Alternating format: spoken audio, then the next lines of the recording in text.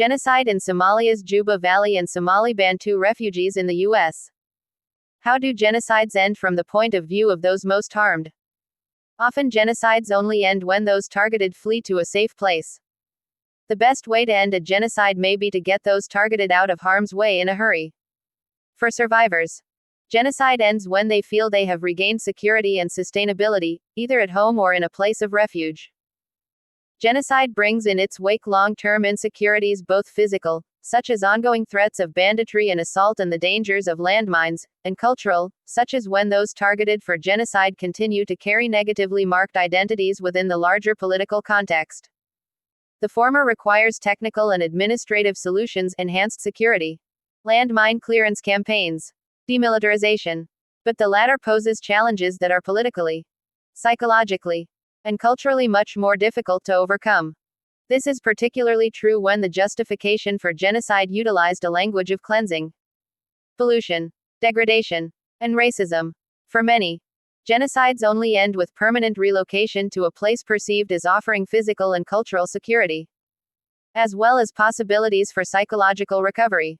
In 1999, the U.S. government agreed to accept 12,000 Somali Bantu refugees, the largest group of African refugees ever identified for political resettlement in U.S. history. During the 1990s, tens of thousands of Somali Bantu farmers fled from their villages in Somalia's Juba Valley, a site of profound violence and genocidal campaigns, to refugee camps in Kenya. After failed attempts at repatriation and resettlement in East Africa, all parties, the refugees, camp officials, the host government, and refugee activists, agreed that these refugees could not be required to return to Somalia. And a group of 12,000 were granted P2 persecuted minority status, which afforded them preferential status for resettlement. In 2004, Somali Bantus from this group began arriving for permanent resettlement in the U.S. Acts of genocide are normally committed by state agents, for example by soldiers in the employ of the national military or by militias who have the support of those who hold state power. Somalia is a rare case in which genocidal acts were carried out by militias in the utter absence of a governing state structure. While Somalia's dictator, Siad Barre, orchestrated massacres of his political opponents during his final years in power. Local warlords, in charge of private militias, continued the strategy following Barre's fall from power and the collapse of a governing structure. Somalia's collapse was defined by clan-aligned militias battling each other for power in local and regional arenas, with the unarmed population of the Juba Valley becoming a particular target of violence and abuse by opposed militias. During the peak of the violence, an Oxfam official called the valley, "one big graveyard." While Somalis throughout the country suffered grievously during the peak years of civil war, residents in the Juba Valley received particularly harsh treatment by militias because of several factors. 1. In the early years of the war, militias of competing warlords battled back and forth across the valley for territorial control, each side attacking civilians. 2. Identified as racial minorities, most Juba Valley residents held weak ties to Somali clans that were easily broken in the midst of war, which meant that armed clans did not come to their defense. 3. As sedentary peasant farmers tied to the land for their subsistence, valley residents were easily targeted by mobile militias. 4. As food producers, valley residents were killed so other Somalis could claim their land and their harvests. 5. As an unarmed population, valley residents were defenseless. Genocidal acts in the valley took the form of mass killings, abduction and involuntary marriage of local women by militia members, and the deliberate starvation of entire communities by the seizure of food supplies. I use the term genocidal acts because the local expressions of violence make it difficult to disentangle the reasons that caused Juba Valley villagers to flee and feel unable ever to return. Genocide, political persecution, a civil war that caught civilians in the crossfire, and economic distress all describe what happened in the Juba Valley after 1991. Militias massacred groups of villagers who defied their efforts to exert control in the valley. Several villages, for example, lost all their men in such acts. Militias forcibly divorced young Somali Bantu women from their husbands in order to abduct them into involuntary marriages. specifically in order to ensure their children, whose identities follow the patrilineage, were members of the militia clans rather than Somali Bantus. Discrimination against and dispossession of Juba Valley villagers has long been a theme in Somalia. And the instability and food insecurity since 1988 made the farmers targets for horrible levels of persecution, which included murder, rape, torture, the routine looting of their food reserves and harvests, and forced labor. They were also caught in the crossfire, particularly as one front of the war shifted back and forth across the river valley as the Rahanwain battled in from the east, took over the valley, then lost it again to the Darude from the west of the valley. Each time villagers suffered pillaging by fleeing militias and attacks from incoming militias. They are also economic refugees. Some fled because the continual looting of their food and dispossession of their farmland resulted in starvation. Thus, the specific definition of genocide as an intentional effort to destroy an ethnic group does not capture the complexity of what happened in the Juba Valley. Additionally, because no state authority orchestrated the violence, which was carried out by many different militias fighting for their own particular interests, it is difficult to ascribe genocidal intent to a specific authority.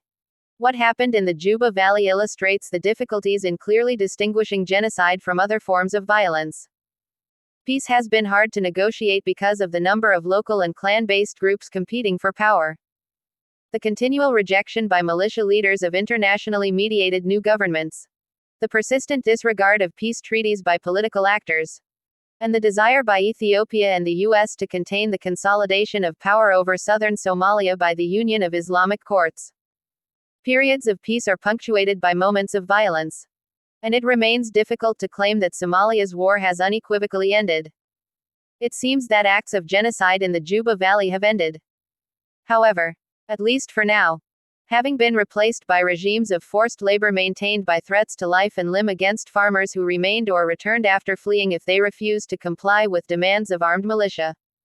Under the current political dispensation, the Bantu of the valley have lost their land and do not enjoy any political rights. For many survivors, genocide ended in flight to refugee camps in Kenya, where they continued to suffer violent abuse by refugee Somalis. In an effort to contain the violence, the UNHCR removed the Somali Bantus identified for resettlement to a separate camp, from where they are being transferred to the U.S. For Somali Bantus now resettled in the U.S., their experience of violence directed against them has finally ended. Resettlement saved their lives. But the argument that the international community's primary response to genocide should be getting people permanently to safety is challenging and unsatisfying because it allows murderers to win. Unfortunately, the harsh reality is that genocides usually only end when those in charge believe they have accomplished their goals by killing and displacing their targeted populations. Military interventions, in fact, have rarely ended a genocide. Genocidal murderers do, in fact, usually win. Thus, permanent relocation of targeted populations may be the only realistic way to end genocides, and is, from the point of view of survivors, life-saving. From a strictly humanitarian perspective, where saving lives is the immediate goal, removing targeted populations from danger quickly is imperative. From a political perspective, however, it amounts to losing a war against humanity. From a human rights perspective, the basic right to life is preserved while civil, political, social, economic and cultural rights are lost. Unfortunately, global history has not provided superior models of how to save people effectively, efficiently, and permanently other than removing them rapidly from war zones to a place of temporary safety. But this is difficult to do in our current world order of nation states. While we advocate globalization as desirable, profitable, and an important component of building democracy around the world, the political and economic elite are not willing to advocate that globalization should also foster the free flow of people, in addition to the free flow of goods, commodities, finance, and media images. Rather, while we claim we are trying to reduce barriers to free trade across political borders, we are building barriers against the movement of people across political borders. What this means is that people who find themselves in the middle of wars in which they are targets or innocent bystanders become, in effect, political prisoners in war zones or refugee camps. The present world order that we live in, a global structure of states with compulsory citizenship and with official state bureaucracies that monitor and control the movement of people across borders, is relatively recent. For Somali Bantus in refugee camps, not only are they living outside of the state they are supposed to belong to, but their state doesn't really even exist because Somalia is one of the only places on earth that utterly lacks a functioning government. For people who are forced into such liminal positions, for people who aren't citizens of anywhere, the global order of mandatory citizenship looks pretty harsh and exclusionary. Thus, we must reassess our understanding of what globalization means and what we want it to look like. Do we want a globalized world in which people are incarcerated in war zones and refugee camps, where the only things that can flow freely in and out are weapons and photographs of victims? This argument is particularly acute for those who have fled from persecution directed specifically against them. Since the 1950s, governments and international organizations have promoted voluntary repatriation as the preferred option for refugees. Permanent asylum in the receiving country or third country resettlement has been regarded as second best. Since the 1980s, refugee law and practice have shifted so that asylum seekers, especially in Africa and Asia, are no longer assessed on their individual, well-founded fear of persecution, the language of the 1951 Refugee Convention, but are seen instead as members of collectivities that have fled conflict or hardship and can be returned en masse when conditions have returned to normal.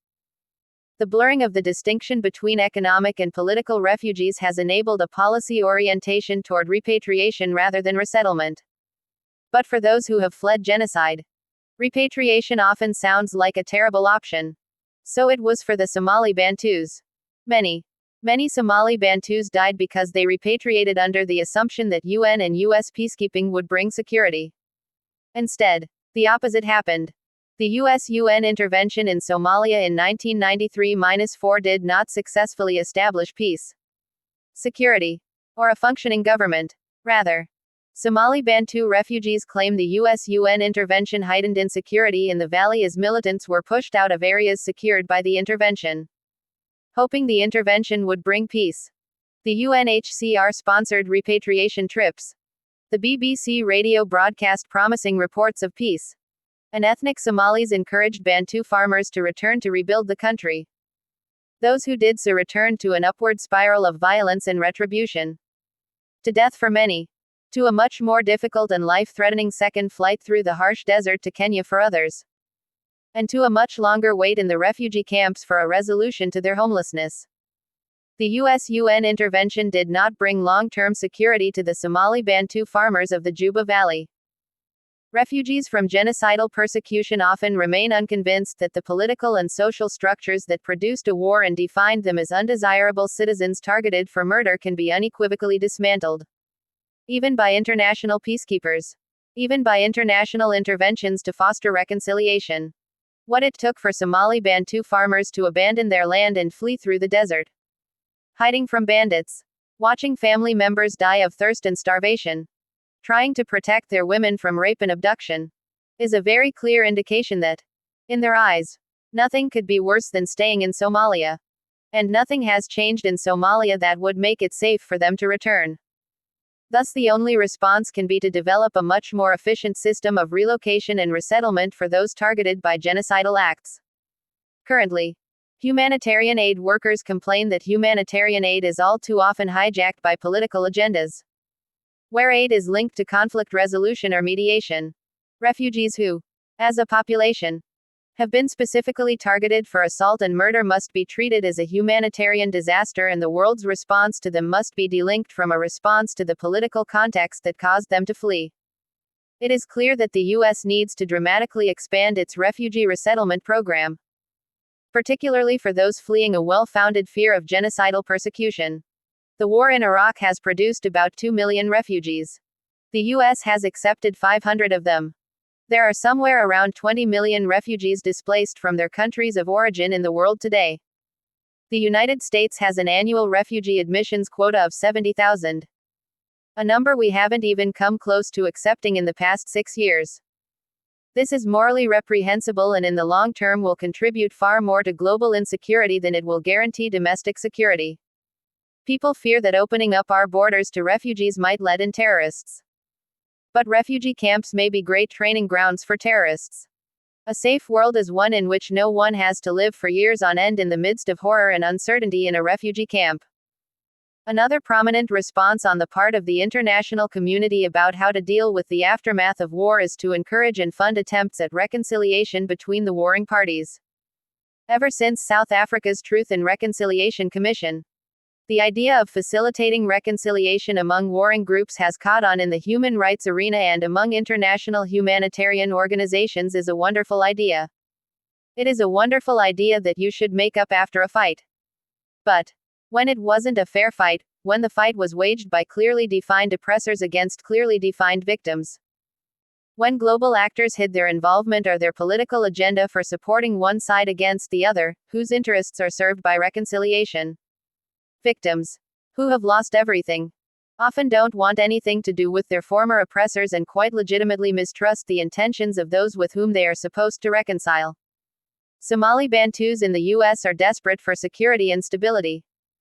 They are avidly pursuing language and literacy classes, education, employment, skills training, and community building initiatives. And they are frantic and traumatized about the loved ones they left behind in the refugee camps in the Juba Valley. Most are utterly uninterested in reconciliation, which in any event they only believe will be achieved once they have gained material and educational equality with their oppressors. These are much more immediate, important, community building, and self-sustaining goals, far worthier of international investment than reconciliation efforts and certainly more than continued war making in Somalia.